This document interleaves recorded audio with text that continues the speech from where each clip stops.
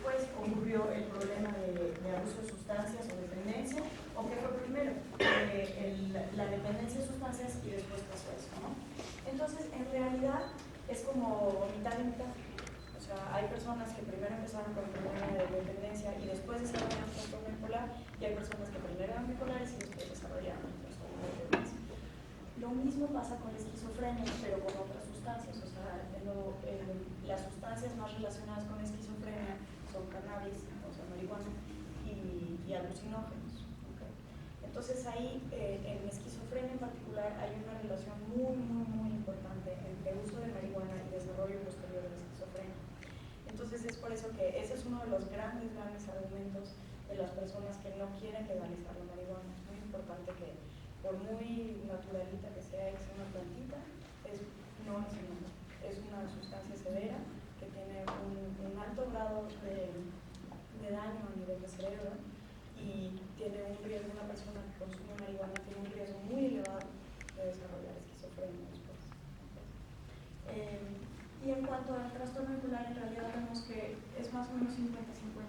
O sea, hay personas que en realidad todavía no tenían todos los síntomas de una persona bipolar y primero consumieron sustancias y después vino eso. Podríamos decir, las sustancias lo desencadenaron. No sé si lo desencadenaron o le dieron un empujón, ¿no? Pero sí es importante. O sea, no todas las personas que consumen cocaína desarrollan trastorno bipolar. Tiene que haber alguna vulnerabilidad para que eso pase, pero sí puede pasar. Y lo que sí es esta otra parte. O sea, los pacientes que son bipolares tienen un alto riesgo de presentar dependencia a sustancias a lo largo de su vida.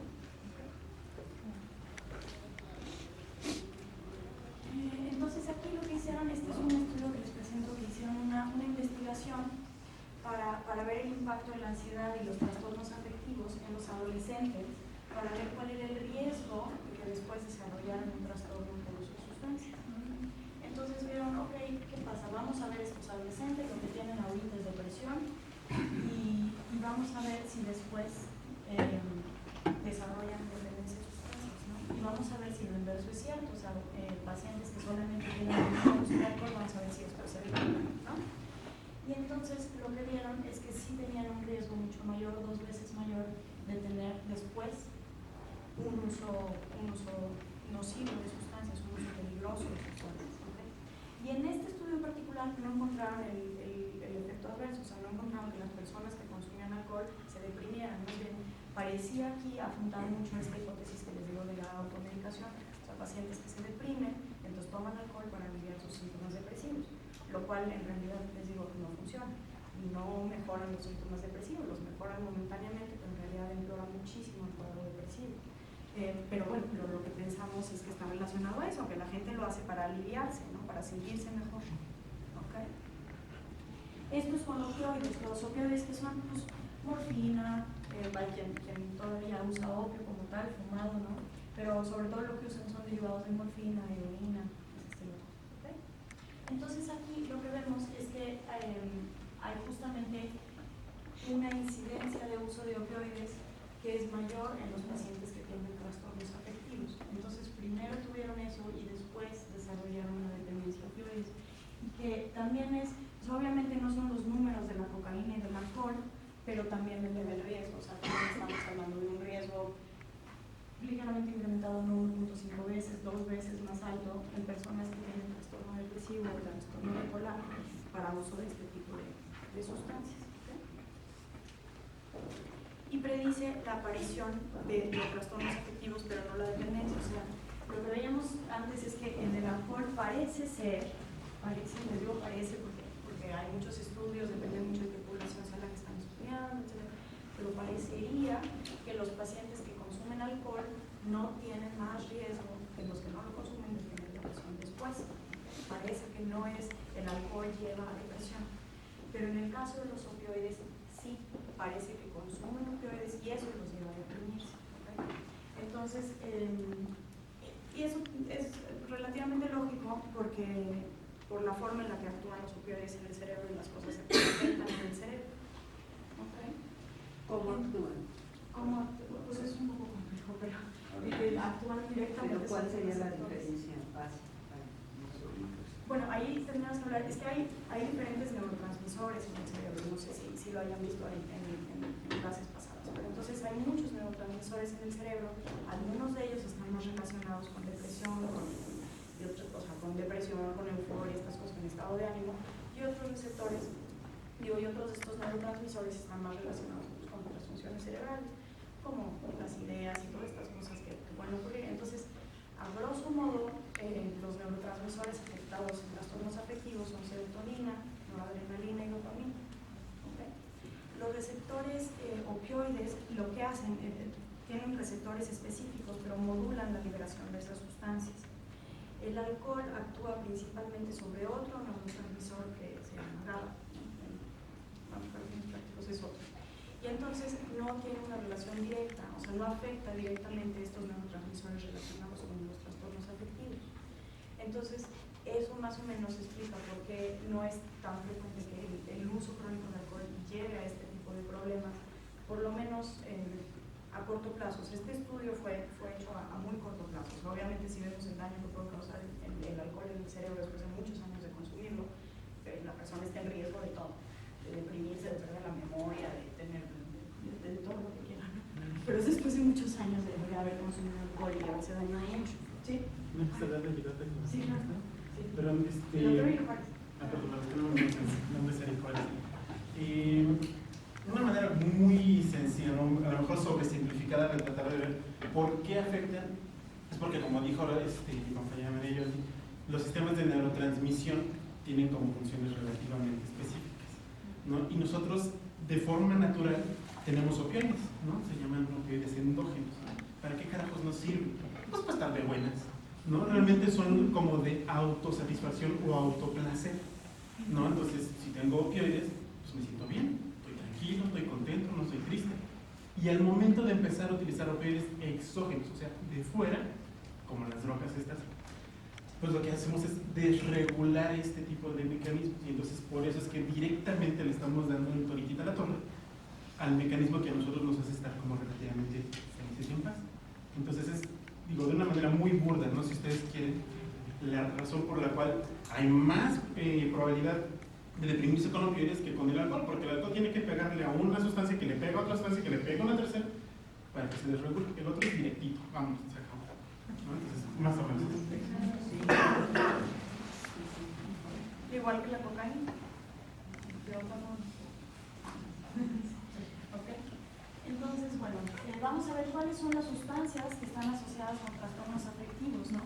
Entonces, y las diferencias entre los pacientes unipolares y bipolares. ¿A qué me refiero? O sea, ¿a qué quiero ir con esto? ¿Hay alguna sustancia que esté más relacionada con trastorno bipolar? ¿Hay alguna sustancia que esté más relacionada con el bipolar cuando está deprimido? Y una sustancia que esté más relacionada con el bipolar cuando está maníaco. Y hay diferencias entre las personas que solo se deprimen y los pacientes que además tienen elevaciones. Entonces, bueno, las sustancias más asociadas con trastornos afectivos son alcohol y otras, ¿no? Pero en especial cocaína y heroína. Y en cuanto a sustancias específicas, hay una mayor relación entre cocaína y trastorno bipolar, en especial el subtipo 1, o sea, que tiene una severidad muy importante de las elevaciones. Los opioides, en especial heroína y depresión, y el alcohol es altamente prevalente en todos los trastornos afectivos, ¿okay? Y en todas las enfermedades mentales. Entonces, ahora lo que quisiera ver es, ¿cambia el curso de la enfermedad? O sea, sí, bueno, tienen las dos cosas, pero ¿y eso qué? O sea, el que llegue una persona conmigo y me diga, oye doctor, es que yo tengo un trastorno bipolar, me ha pasado esto, he tenido tantos episodios, me han hospitalizado tantas veces, y tiene algo que ver este paciente que me dice solo esto, con el paciente que me dice, tengo el mismo número de hospitalizaciones que el otro, la misma severidad del trastorno bipolar, pero además yo consumo alcohol y de vez en cuando consumo cocaína. ¿Cambia entre uno y otro? Y la respuesta es sí, vamos a ver, ¿okay? Y pregunta número 2, que es muy importante también. Aquí sé que les importa más esta parte porque las personas que están aquí más bien son con bipolar o con esquizofrenia, pero también tenemos el caso contrario, o sea, tenemos los pacientes que llegan con nosotros porque consumen sustancias. Y entonces me dicen, bueno, ¿cuál es la probabilidad de que yo me recupere de esto? De que yo deje de consumir cocaína. Y Y entonces uno de ellos me dice, ¿cuál es la probabilidad de que yo deje de consumir cocaína? ¿Alguna vez estás deprimido? No, nunca me he deprimido. Bueno, ¿alguna vez has tenido episodios de elevación del estado de ánimo? No, nunca lo he tenido. ¿Alguna vez has escuchado voces? ¿Alguna vez has tenido conductas erráticas? ¿Alguna vez has tenido ideas fuera de la realidad? No, nunca las he tenido. Bueno, ese es uno. Número 2. Número 3. Número 2. Paciente que llega y me dice, ¿cuál es la probabilidad de que yo me recupere de mi dependencia a la cocaína?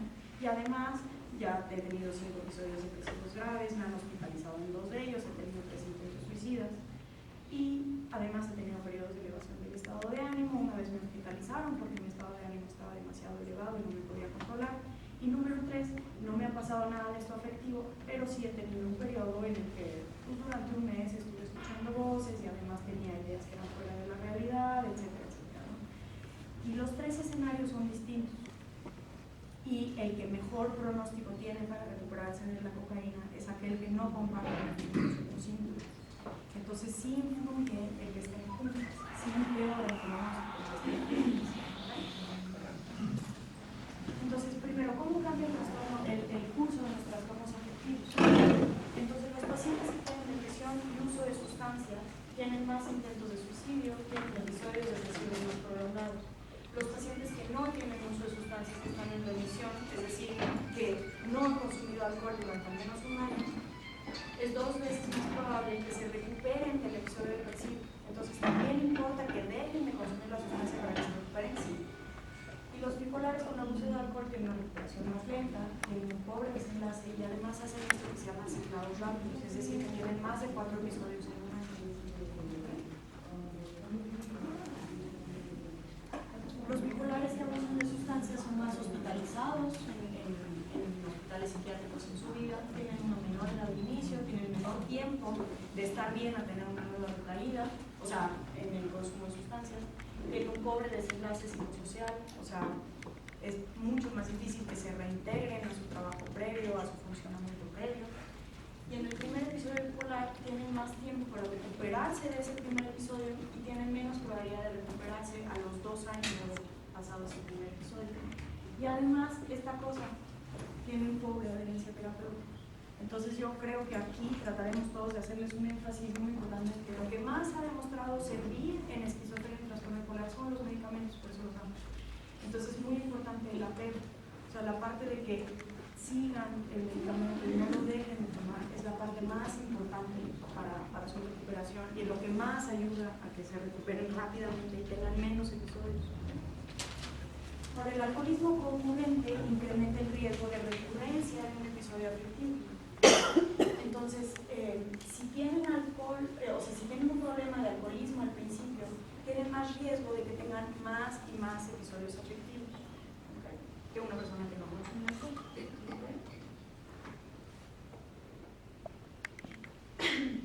Y el abuso de alcohol incrementa el riesgo de muerte y de intentos suicidas, ¿ok? Entonces, ¿cuánto lo aumentan? Puso 1.4, 1.6, el riesgo de suicidio casi 2 veces mayor en una persona deprimida, no bipolar, una persona deprimida que abusa de alcohol. Ahora, ¿cómo cambia el uso de la dependencia a sustancias? Que es esto otro que les decía. ¿De qué forma una persona que consume sustancias afecta el que sea uno bipolar?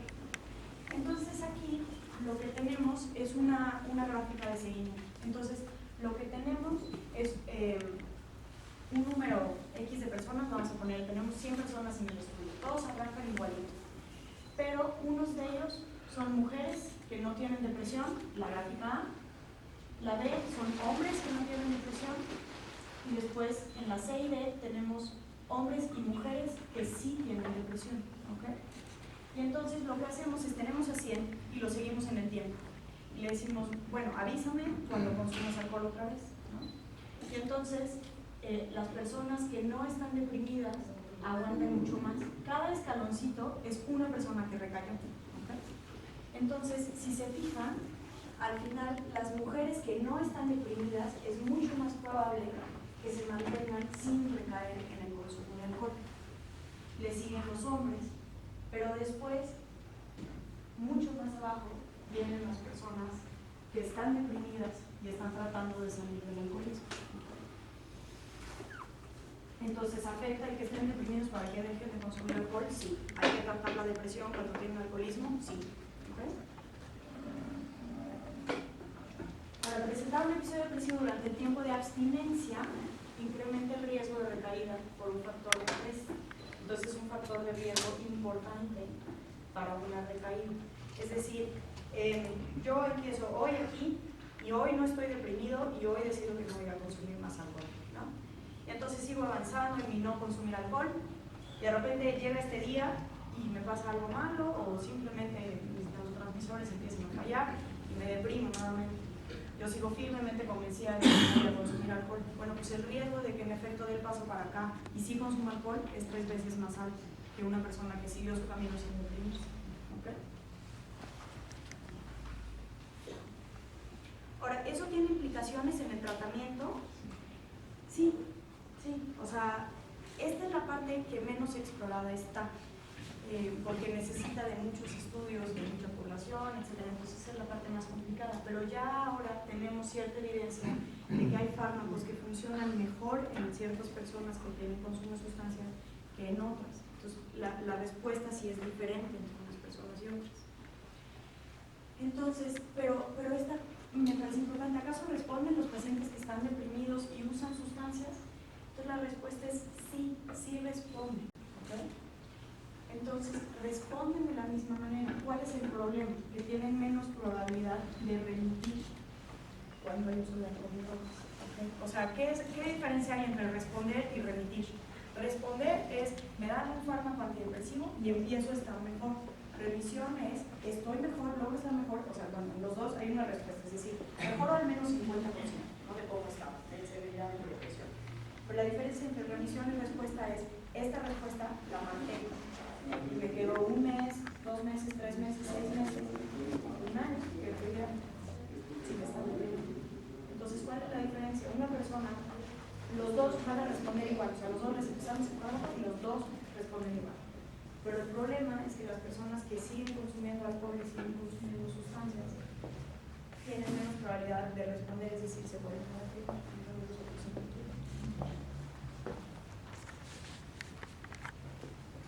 Entonces, esto es personas que tienen uso de alcohol solamente, uso de drogas solamente, y cuando tienen alcohol y drogas al mismo tiempo, son la gráfica de abajo. En la que en realidad vemos que hay una parte que en realidad ya no respondió y ya no se le quitó la depresión, cuando los demás sí respondieron. ¿Okay? Ahora, aunque respondan, ¿sirve de algo tratar la depresión cuando haya uso de sustancias? Sí. La respuesta es sí. Entonces, aquí igual, lo que tenemos es un montón de personas y lo que vemos es cuando recaen en un episodio. Entonces, dividimos a los grupos entre aquellos que no se habían deprimido, aquellos que no se habían deprimido, pero de todas maneras les dieron antidepresivos, las personas que se habían deprimido y les dieron antidepresivos, y los que se habían deprimido y no les dieron antidepresivos. ¿Okay? Entonces, ¿por qué es importante hacer estas 4 divisiones y no solo los que no se deprimieron y no tomaron antidepresivos, los que sí se deprimieron? Porque puede ser que el efecto que viéramos era solo porque los antidepresivos ayudan a mantenerse lejos de las sustancias. ¿Okay? Entonces querían ver cuál de las dos cosas estaba afectando, el estar deprimido o es que los antidepresivos sirven. ¿Okay? Y entonces lo que vieron es que en realidad los pacientes que no se deprimen o que toman antidepresivos les va mejor, en general a los que no se deprimen nunca les va mejor que a los otros. Pero si se fijan, los pacientes que se deprimen y les dieron antidepresivos no están tan lejos de los pacientes que nunca se habían deprimido y de todas maneras les dieron antidepresivos. O sea, ¿sirve de algo darles antidepresivos? Sí, se va a igualar bastante su riesgo al de una persona que no se había deprimido. ¿Okay? No totalmente con respecto a los que nunca jamás se habían deprimido, pero mejoramos mucho el riesgo con respecto a los que se deprimieron y no les dimos nada. ¿Okay? O sea, estos todos recayeron, no hubo uno solo que no recayó. ¿Okay? En cuanto al consumo de una sola vez, hablamos de abuso porque es una sustancia ilegal, no tendría por qué consumirla y la consumían, entonces abuso.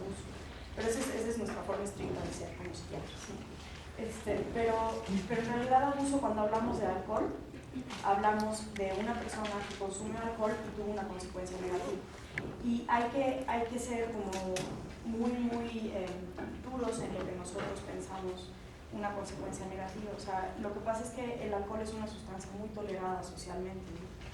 Pero yo pienso que un abuso se puede definir simplemente porque la persona llegó a tal grado de alcohol que no se pudo controlar y se peleó con su mejor amigo a golpes, ¿no? Entonces a lo mejor eso lo van a tolerar y van a decir, ay, bueno, pero pues se peleó con su amigo, no pasa nada. Bueno, si no hubiera consumido alcohol, eso no hubiera pasado.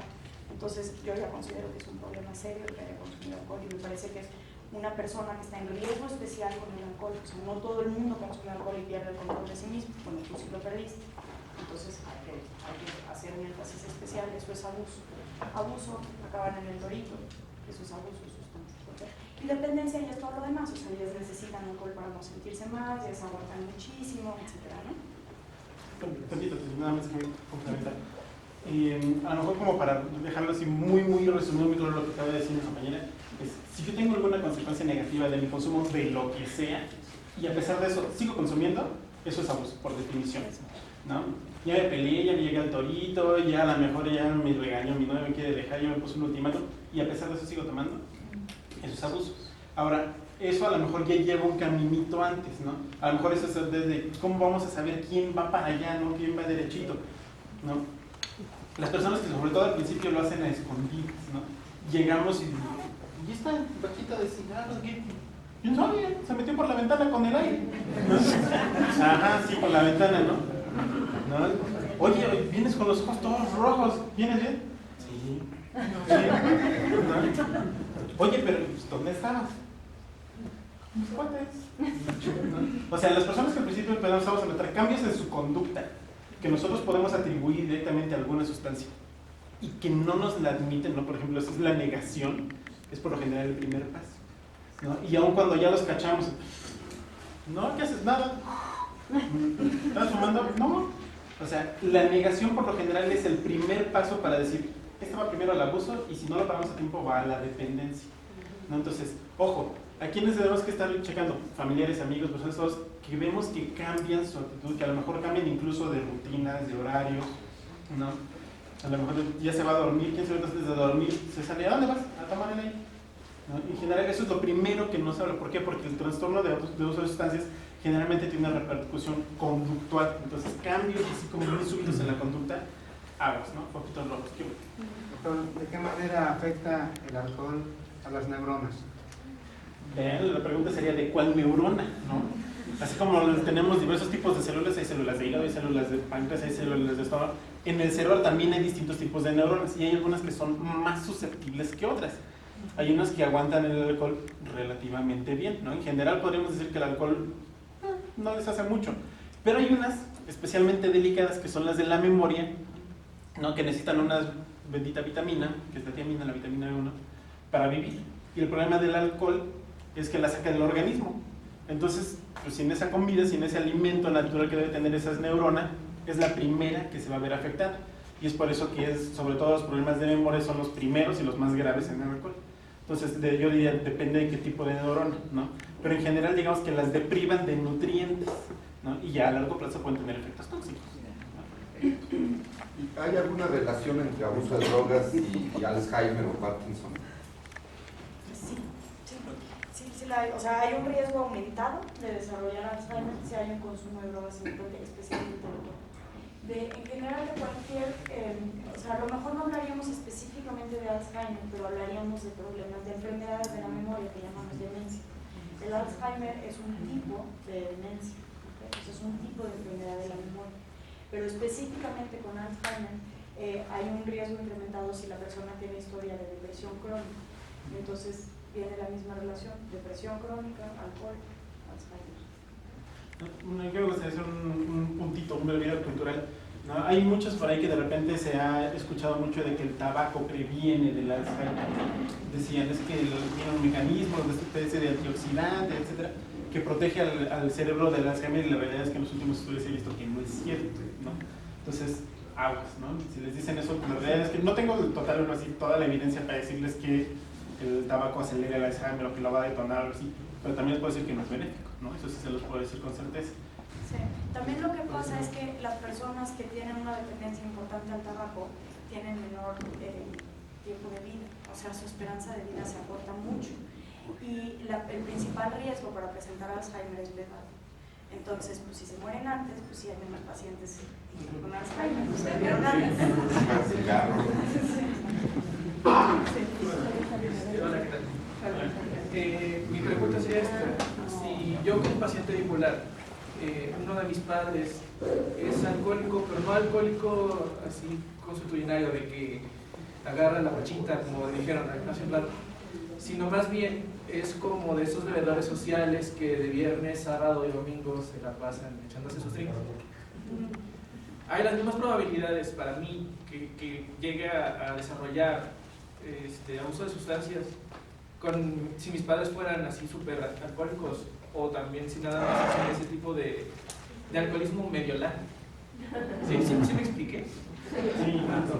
Ahora, el chiste aquí es que a veces ese bebedor social, ¿no?, que se agarra los fines de semana, a veces es una persona que tiene dependencia y no la hemos cachado, ¿no? Pues nada más como cada 8 días, pero viernes, sábado y domingo seguidos, ¿no? Digo, no creo que sea el caso, ¿verdad? Pero a veces pasa así, ¿no? Porque sobre todo pasan ese tipo de consumos que entran dentro de la dependencia, pero que no los quitas porque no son diarios. Por ejemplo, pasa mucho con otro tipo de drogas, ¿no?, como las metanfetaminas, las tachas, todo este tipo de cosas. Entonces son patrones de dependencia, y en cuyo caso si tienes tú en especial, digamos, si tienes un padre con con un problema ya, no sé, de abuso o de dependencia de una sustancia, sí tienes más riesgo de desarrollar ese mismo trastorno.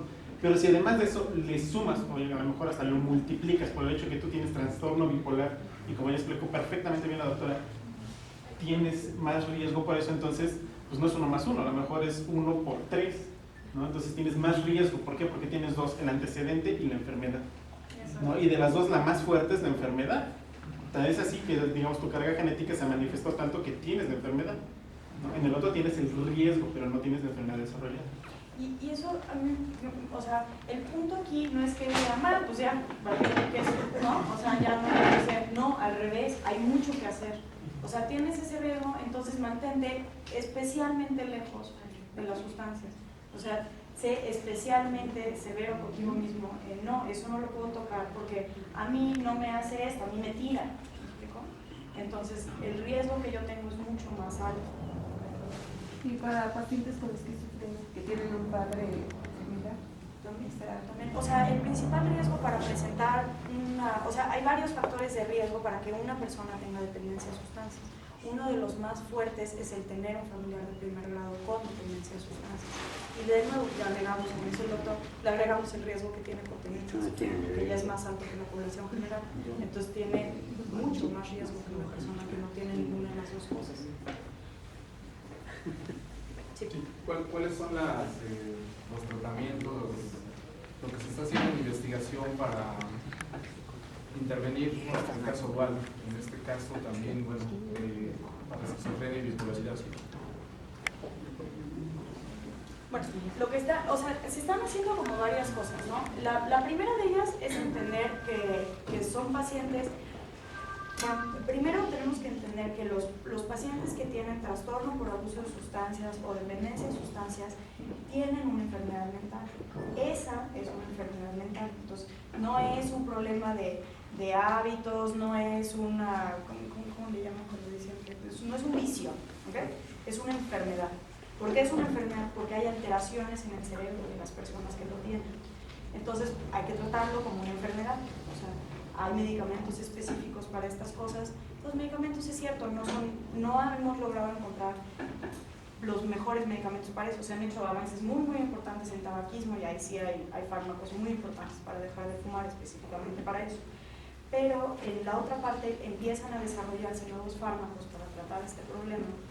Y obviamente hay una parte muy importante de intervención conductual, de intervención en la familia, de hacer cambios en el estilo de vida, psicoterapia, específicamente algunos tipos de psicoterapia, cognitivo conductual, etcétera, ¿no? Motivacional, como muy importante. Pero además de eso, en la enfermedad dual tenemos que tener a un psiquiatra, o sea, forzosamente en los 2 hay que tener un psiquiatra, pero en uno va también a estar muy acompañado de la parte conductual, ¿no? Y de la parte de psicoterapia acompañante, Y en el otro vamos a tener una parte farmacológica esencial, o sea, necesitamos tener un medicamento de base para controlar el trastorno mental que está acompañando el uso de sustancias. Entonces, ¿qué intervenciones hay que hacer? Pues se tienen que juntar las dos. O sea, no podemos tratar de tratar una sin tratar la otra, porque se altera mucho. Entonces, eso es súper común que lleguen, por ejemplo, yo ahorita que estoy trabajando en el programa de la Fuente, en la clínica de trastorno bipolar, los pacientes llegan y me dicen, no, yo vine aquí porque soy bipolar, entonces yo no quiero que me trates el alcoholismo, ¿no? Ese es mi problema y yo veré cómo lo resuelvo y no es de esta ventanilla. Yo así, perdón, pero sí es de esta ventanilla, ¿no? Sí, nosotros vamos a tratar las dos cosas.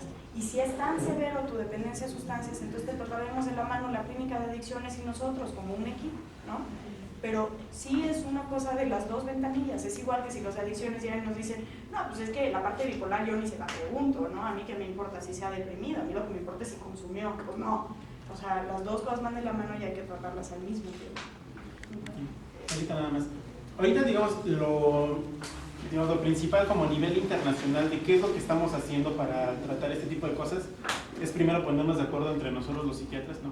Porque este término de enfermedad dual o de trastornos duales es relativamente reciente.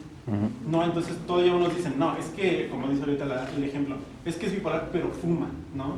O es que tiene problema de alcoholismo y de repente se deprime. Entonces, ¿qué estoy viendo?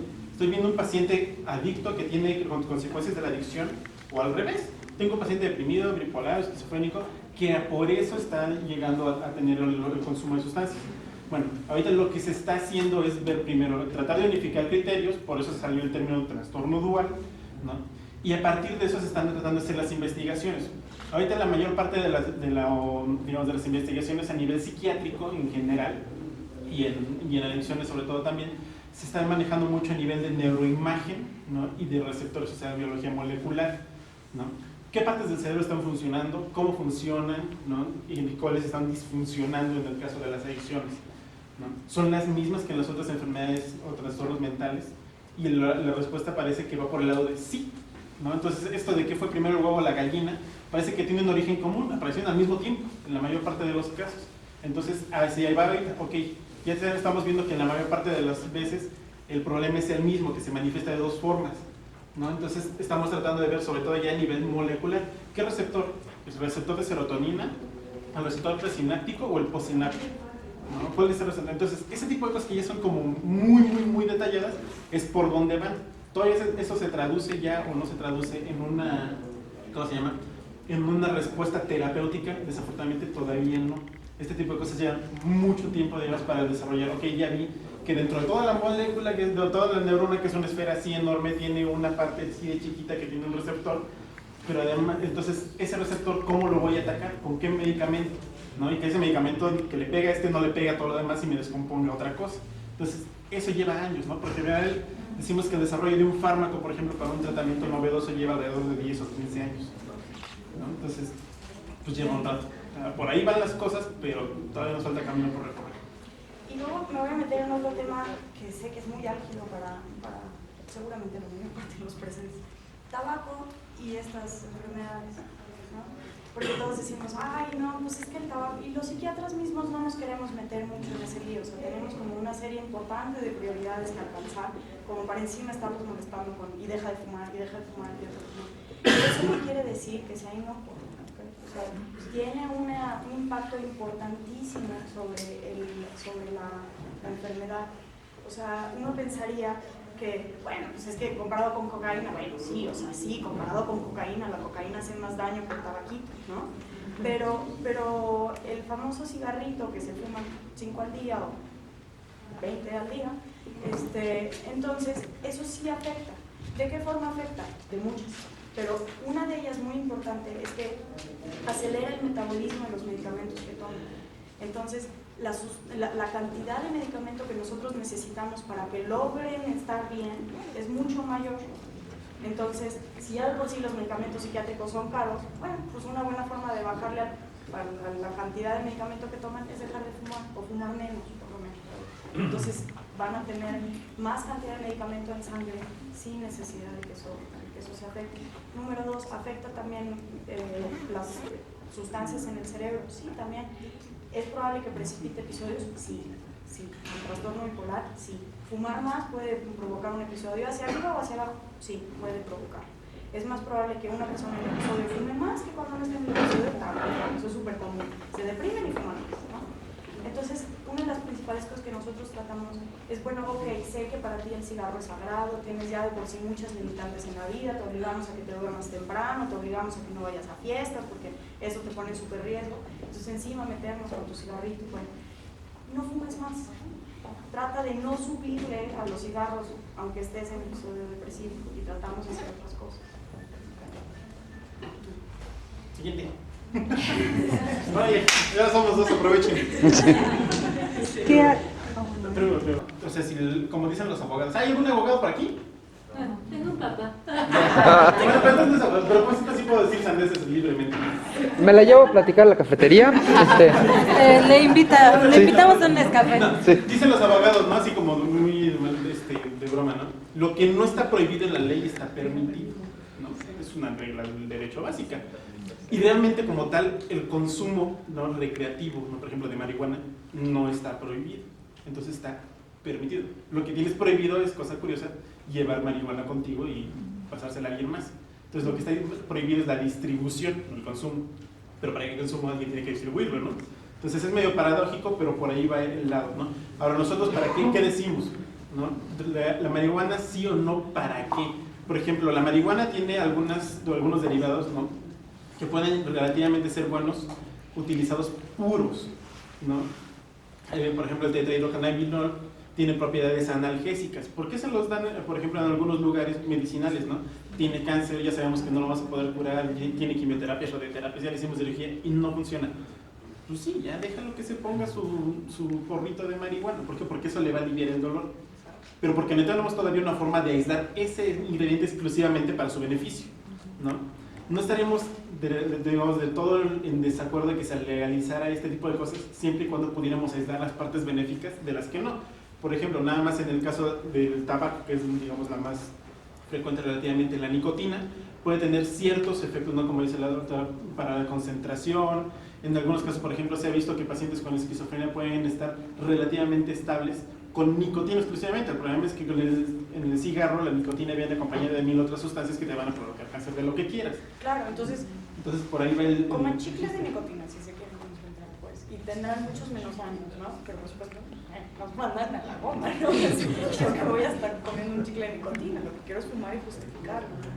Pero sí. Pero ¿por qué mencionaste? Depende del psicólogo. ¿Es que hay psicólogos buenos, psicólogos malos o cómo? Hay psicólogos que son más capaces de relacionarse con cierto tipo de personas y otros que no. Por eso decimos en general que buscar un psicólogo es como buscarse un buen par de zapatos, que me sienta cómodo con ellos, ¿no?, que no me lastime. Como dicen que haya química, que hagamos clic o algo así, no, porque a lo mejor yo soy un terapeuta perfectamente capaz en psicoterapia cognitivo-conductual, pero a lo mejor con una cierta población no le puedo hablar en el mismo idioma, me cuesta trabajo, y por muy capaz que ellos sean, no puedo trabajar con ellos.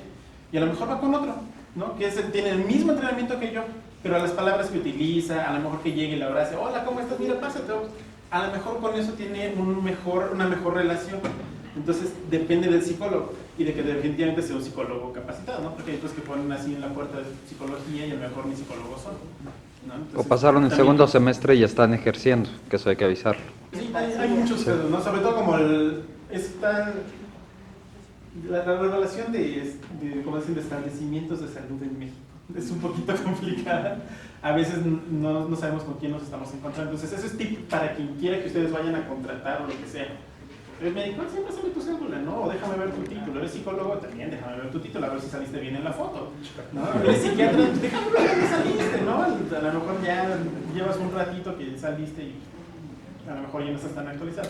Eso a todos, ¿no? Así como vamos al mercado y decimos, a ver cómo está el mango, y lo vemos y lo pesamos, y no, este ya está bien, la verdad, gracias, nos vemos. Así, ¿no? Si eso tenemos de acuerdo con nuestra comida, pues con nuestra salud más. Al psiquiatra hay que pellizcarlo siempre que se le vaya a ver por primera vez. No me hagan caso. ¿Qué pasó por allá? Yo soy paciente con trastorno bipolar y tengo, bueno, referente a lo que dijeron el día de hoy, pues sí me identifico, tengo un abuso con sustancias, con tabaco, Sí, en algunas ocasiones. Cuando esa enfermedad se pone pero muy rebelde, por más que le digo no toma, porque en mi caso con él tiene 3 semanas ahorita conmigo, él viene de Oaxaca, pero yo le digo no tomas porque eso te va a acelerar, pero como dijo la otra señorita, parece algo le dice, no síguele, toma, y por más que yo le digo, porque yo también con perdón de ustedes ya a veces ya me desesperé demasiado, porque yo soy casi el que se ha hecho cargo de ellos, y a veces también tengo muchos problemas ya con mis hijos, porque ya también es que esa enfermedad, pero necio, no hacen caso, aunque estén tomando su medicamento, se toman su cervecita o le gusta mucho andar en la calle o ir a una fiesta. Por ejemplo, ahorita yo le dije, vamos, puede ayudar para que tú le escuches cómo tienes que llevar, pero de que dijo no, es no. Entonces ahí la desesperación que yo tengo, porque hace muchos años, él tiene ahorita 39 años, se enfermó hace un año, entonces hace muchos años que tiras tus medicamentos, entonces tú vas a poner una cara fenomenal, no hay problema, yo así, o sea. Ok, entonces, ¿cuál es el gran riesgo de eso? Sí, es cierto. Sí. Dicen que Sí, que se potencializa el efecto de tu medicamento con alcohol. Entonces, pues mejor susténse el medicamento. Además, ubica familiares, por favor. Pero también depende del medicamento que sea, ¿no? O sea, a lo mejor clonazepam con alcohol es mucho más... Hay muy Es terrible. pocos medicamentos que no choquen con alcohol. Hay muy pocos medicamentos psiquiátricos que no choquen con alcohol. Por ejemplo, el litio. También. Entonces, a ver, el clonazepam, por supuesto, a ver, no ya todos, a ver, no. Pero entonces el punto es que no lo hacen y en realidad ¿qué están haciendo? Ponerse en muchísimo más riesgo. O sea, ¿qué vimos aquí? Si ustedes consumían alcohol, ¿tenían más riesgo de tener un episodio después de consumir? Sí. Ah, ¿y se acuerdan que tenían más riesgo de tener un episodio cuando dejaban de tomar sus medicamentos? Ah, entonces ahora que juntan los dos, ¿qué pasa? Es una bomba de tiempo. Entonces, sí, se les va a cruzar, pues entonces no tomen tanto, que los vigilen, que vean que obviamente se van a emborrachar antes, entonces los frenen. Margarita, están hablando de los dos, está hablando de dual. Si voy a una fiesta y chin, ya no me pude contener, voy a tomar una. Entonces, si tengo que tomarme en la noche mi litio y mi lactato de magnesio, te lo tomas. ¿me lo tomo? Te lo tomas. ¿No pasa nada? No, o sea, lo que va a pasar es que, por ejemplo, por decir algo, el hígado es un embudo, ¿no?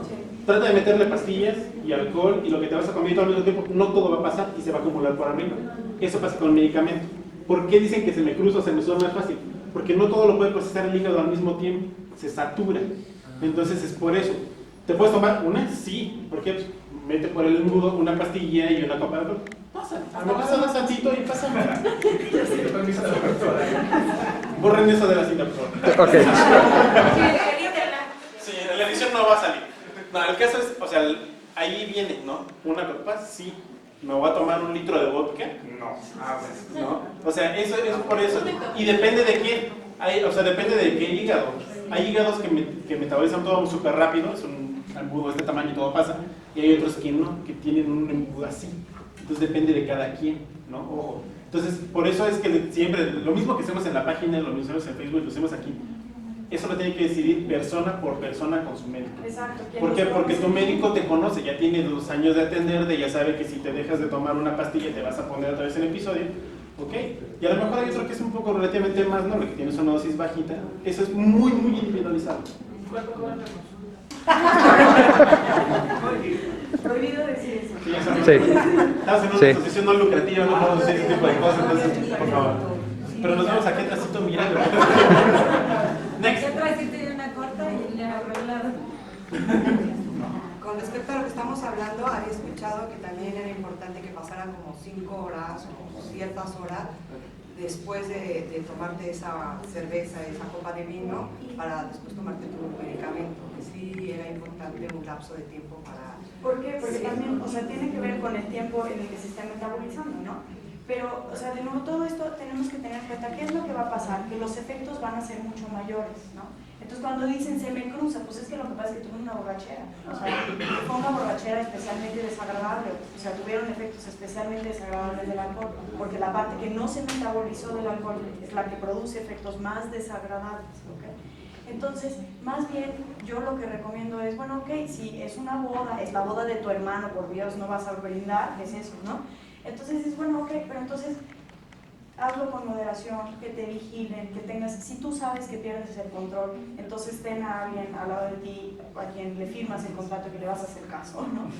No manejes ese día, ¿no? O sea, no te pongas en más riesgo, tienes más riesgo de quedarte dormido mucho antes, de perder reflejos mucho antes, etc. Entonces esas cosas, pero de verdad no dejen de tomar el medicamento, porque si no es una bomba de tiempo. Pero sí es en importante. Esquizofrenia y en bipolar, o sea, y en depresión Puede bipolar ser, también. ¿no? Y ahí hay chance de negociación, ¿no? A lo mejor, por ejemplo, yo estoy tomando Valproato, por decir una cosa, ¿no? Entonces, a lo mejor yo sé que la boda va a ser en 3 meses, le digo a mi psiquiatra, oye, fíjate que quiero llegar, voy a brindar, no voy a tomar. Bueno, a lo mejor en ese momento mi psiquiatra me cambia de las 3 pastillas que estoy tomando a una de liberación prolongada. O a lo mejor no tengo para la liberación prolongada, dice, bueno, sí, pero tómatela antes, ¿no? A lo mejor me la tomo a la 1, a las 4 y a las 8 de la noche. Bueno, ahora te la tomas a las 8 de la mañana, al mediodía y a las 4, ya para cuando llegues a ese momento del brindis ya, ¿no? Pero es importante no suspender el medicamento, ¿no? Suspender, digamos, les voy a poner un ejemplo muy, yo soy muy visual de repente de las cosas. Imagínense, ¿no? La enfermedad es la lluvia, ¿no? Está lloviendo, por todos lados está lloviendo, y el medicamento es mi paraguas, ¿no? No me va a evitar que me salpique, no me va a proteger al 100, pero me va a evitar la mayor parte. Quedarme yo sin mi dosis es agarrar y botar el paraguas. De que me va a llover, me va a llover. Y además, dejar el medicamento y yo irme a la fiesta a tomar como loco, es yo irme lloviendo y me voy a meter al bosque con riesgo que me caiga un rayo, ¿no? Entonces, así digamos que podemos verlo de una forma análoga, ¿no? O sea, sí tiene un riesgo, ¿no? Entonces, ahí hay chance de negociar, ¿no? No todo es blanco o negro, hay grises que tenemos que buscar con nuestro médico. Hablarlo directamente con él. Sí, como siempre en los comerciales bajo consulta es médico. Vamos a suponer, lo que están comentando es un escenario de que una fiesta, pero si el paciente con esquizofrenia diagnosticado convive con una persona que es alcohólico y está ahí la cerveza, ahí están las botellas de cualquier tipo, diario, entonces la tentación es mayor y el diario. La vida diaria. Esto que estábamos diciendo es asumiendo que la persona no tiene una dependencia de sustancias. O sea, si tiene dependencia de sustancias, están prohibidas las sustancias.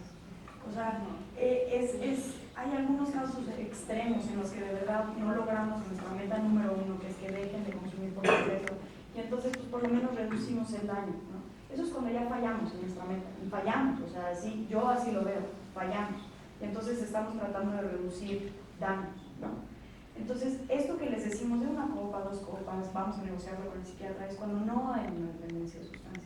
Cuando sí la hay, entonces hay que hacer todo el tratamiento entero, centrar por toda la caballería y tratar la dependencia de sustancias.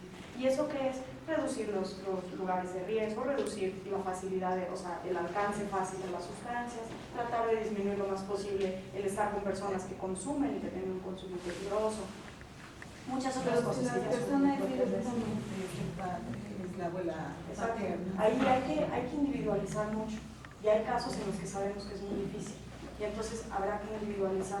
Pero vamos a tener que tratar de hacer todo lo posible para seguir los lineamientos, ahora sí, de lo que hacemos en dependencia de sustancias. Entonces aquí, a lo mejor el meollo del asunto se debe tratar la dependencia de sustancias. Y controlar Digo, ahí sí, si yo le doy medicamento y no se lo tomo, pues se puede hacer. Si yo le sugiero que no hagan las personas. No, digamos, la persona con dependencia al alcohol. Sí, por eso. O sea, el problema es que si yo tengo una persona con esquizofrenia y otro que toma, y si se juntan, pues tiene más riesgo de que esta persona con esquizofrenia tome, ¿no? Entonces, al que hay que llevar tratamientos a la otra persona, ¿no? Definitivamente.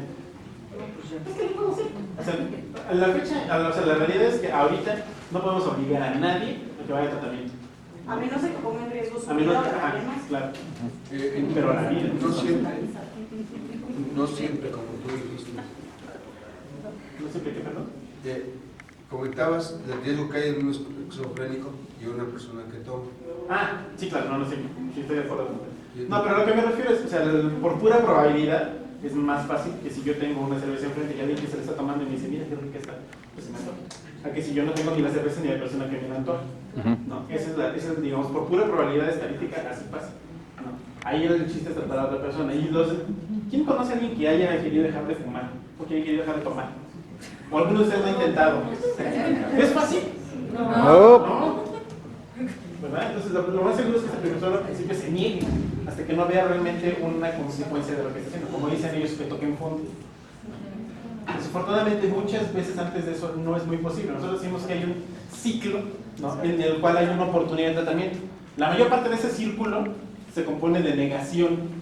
Hay otras partes del círculo que dicen, bueno, a lo mejor y lo hago, pero voy con el médico, no, después.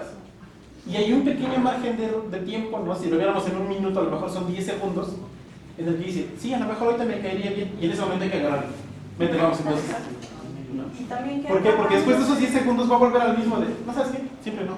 No, yo no tengo ningún problema. Entonces, eso es lo que hay que estar checando, ¿no? ¿Es difícil? Sí, es difícil, ¿no? Por eso es que hay tantas personas con adicciones por ahí.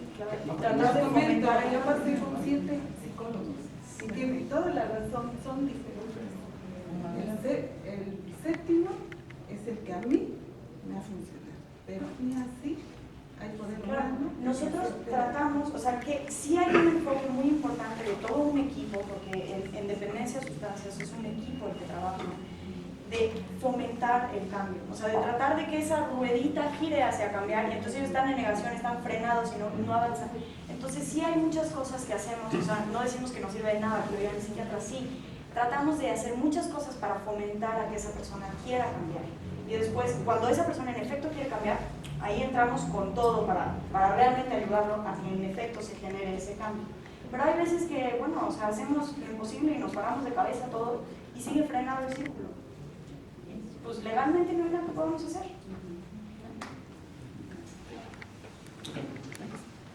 Siguiente. Ahora en la que nos vemos en mayo. Sergio tiene una nota importante que mencionar. Bueno.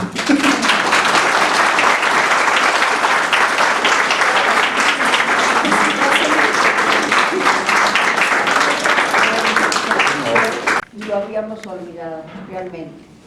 Entonces creo que con los diplomas que dio Sergio la vez pasada nos volvimos a acordar y queremos remediar esto. Y es una carta nada más de agradecimiento, pero aquí hay una carta muy importante que a mí me fascina, y tanto Eric como María me gustaría que la leyeran. Les voy a leer nada más la carta, que es igual para Eric y para María. En este caso es AFAPE. A nombre de la Asociación de Familiares y Amigos de Pacientes Esquizofrénicos, AFAPE-AC, queremos agradecerle el apoyo que nos brindó por la práctica de adicciones con enfermedad mental que se efectuó satisfactoriamente. ¿Sí, verdad? Sí. Porque si no nos quitan la carta. Una vez más, nuestro más cordial agradecimiento por su preocupación hacia las personas con una enfermedad mental. Esperando contar siempre con usted con mucho agradecimiento y afecto. Eric.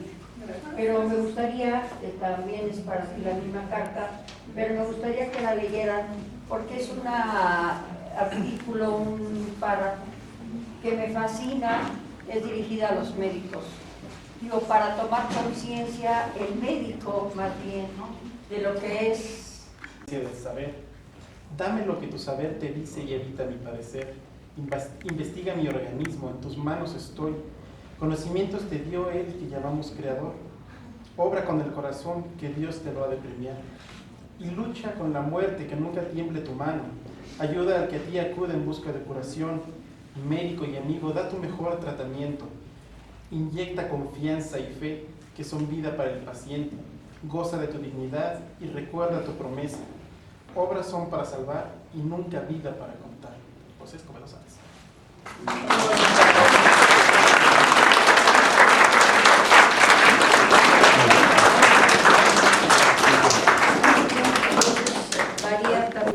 A mí me fascina eso porque realmente ahora en la actualidad y en tiempos pasados los médicos han llegado a un punto en que se deshumanizan y realmente, sobre todo los psiquiatras, no me refiero a ustedes, pero muchos de los psiquiatras, no es nada personal, pero no es nada personal, Pero muchos de los psiquiatras, desgraciadamente, piensan que nada más su misión es acumular bienes, dinero.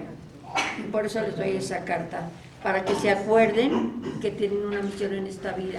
Y sobre todo en las enfermedades mentales, porque las enfermedades mentales, y lo sabemos todos aquí, que está muy estigmatizada y que realmente nos hacen siempre a un lado, tanto a los pacientes como a nuestras familias. Entonces, quiero que los doctores siempre se acuerden de eso, que estamos en sus manos y que no solamente pongan sus conocimientos, sino su corazón. Muchas gracias.